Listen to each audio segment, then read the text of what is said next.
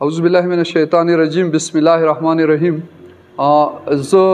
ډسټریکټ کوروم یوت اسوسییشن صدر او کوم سره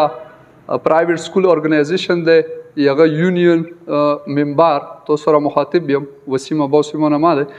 نن څه د کومه بیګانه راسي مسله د سټوډنټو ته څه سټوډنټ د سکولو ته نشي راتلای خاص کر کوم نن پیپر او کلاس 10 والا څه هغوی ایج زیات دی وجه نه هغه غوړ سړی بریښي او بیا د پولیس نسی یا گرفتاری دی اوسې څه دی حواله سره مودي سی صاحب سره نن ملو شو خبره مو سره وکړه هغه دین ډیر خفا شولو څه په کور د دی شونه مو دوی درې ورځې مخکې خبر وایي یعنی باوري ځای بچي ویلې ځای شوی دی هغه د مت اورډر یو کو ټلیفون یو کو څه کني کوم بچی څه دی هغه سکول ورده کې دی هغه ته بچوک سترګیا نه غړی دویم ما چې ایگزام دی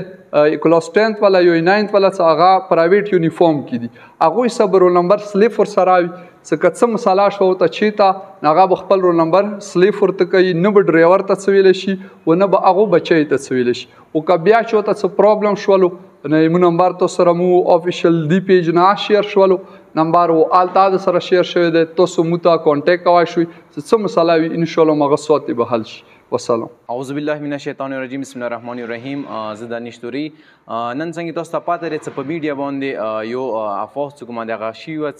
کوم سټوډنټ دی د کوم ځای او مالي هیل ور سره د کوم